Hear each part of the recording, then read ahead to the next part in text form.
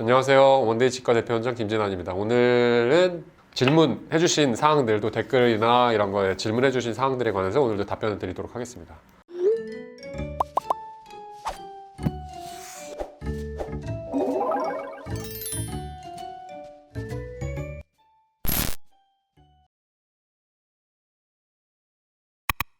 첫 번째 질문은 임플란트 시술 전에 자낙스를 먹어도 괜찮나요? 이렇게 하셨는데, 자낙스라는 게 신경 안정제 그런 약인데, 임플란트 수술 전에 사실은 뭐 많이 불안해들 하시고 하시니까 신경 안정제를 드시고 할 수도 있으신데, 문제는 보통 임플란트 수술하게 되면 그냥 일반적인 수술할 때는 크게 무리가 없는데요, 불안 증세가 너무 심하면 수술할 때도 힘들 수 있으니까 드시면 좋을 것 같은데, 수면 치료를 하게 될 때는 비슷한 계열의 약을 쓰기 때문에 그런 것들이 폭발적으로 영향을 미칠 수 있기 때문에 수면 치료를 할 경우에 있어서 절대 드시면 안 됩니다.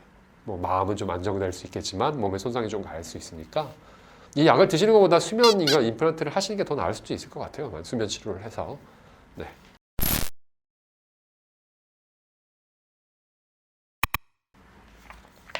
두 번째로요, 임플란트 양쪽 수술이 가능한가요? 이렇게 말씀하셨는데, 수술 자체는 뭐 한 번에 하는 건 가능하세요.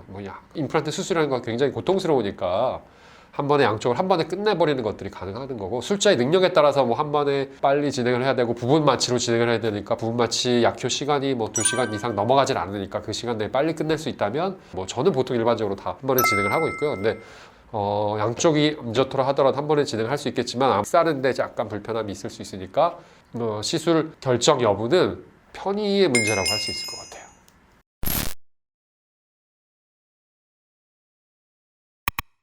85세 친정 어머님이신데 임플란트가 가능한가요? 뭐 제가 수술했던 분 중에서 88세, 89세 뭐 이런 분들도 계세요. 그래서 요즘은 평균 수명이 굉장히 길어지고 특히 여성분들은 평균 수명이 훨씬 길거든요. 그래서 뭐 100세 시대로 하잖아요. 그래서 근데 중요한 거는 뭐 나이 숫자보다는 환자분의 전신 상태나 건강 상태 정도가 중요할 것 같아요.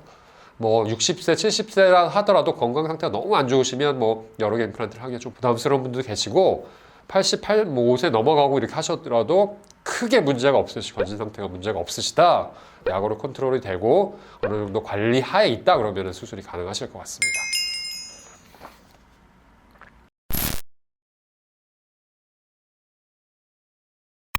암 추적 검사 기간 중이신데 임플란트가 가능한가요? 이렇게 보내셨는데, 통상으로 앞니가 빠졌는데 진단을 받고 항암을 하고 수술하고 이렇게 흘러왔다고 하시는데, 항암 치료 기간 동안에는 방사선 치료라든지 약물 치료를 하고 있는 동안에는 임플란트 수술 자체가 불가능하고요. 그것들이 다 끝나고 나서 몇 개월 이상 다 지나고 나서 이제 추적 검사하는 기간에는 충분히 가능합니다. 뼈에다 임플란트 수술하기 때문에 특히 항암 치료 중에는 방사선 치료가 있기 때문에 방사선 치료는 치료를 받고 있는 동안에 수술이 불가능해요. 뼈에다 영향을 주게 되고, 또한 뭐 방사선 치료를 받게 되면 뭐 침샘에도 영향을 받고 뼈 세포에도 굉장히 많이 영향을 받게 되기 때문에 이런 사항들이 임플란트 수술에 영향을 주기 때문에 바로는 불가능하고요. 일정 기간 이상 지나고 그 다음에 항암 치료를 하셨던 선생님의 이제 저희가 의뢰서를 드리고 이제 그 사항들에 뭐 이상이 없다 할 경우는 수술을 많이 진행하고 있고요. 암 수술하셨거나 항암 치료 받으셨던 분들 중에 수술하는 분들 굉장히 많이 계세요. 문제는 없으시고 추적 기간 중에는 뭐 가능하시다고 할 수 있겠습니다.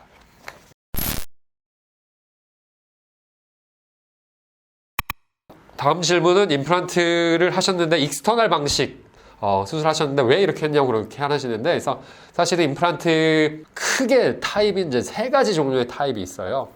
익스터널 타입의 임플란트가 있고 인터널 타입의 임플란트가 있는데, 인터널 타입의 임플란트 중에서 이렇게 묻어놓고 하는 방식이 서브멀지라고 하고, 묻어놓지 않고 이렇게 밖으로 좀 보이게 하는 인터널이 2가지 타입이 있고요. 각각의 장단점은 있고, 기존에 처음으로 개발된 임플란트가 사실은 익스터널 임플란트이기 때문에 그 임플란트를 예전에 많이 쓰긴 했고요.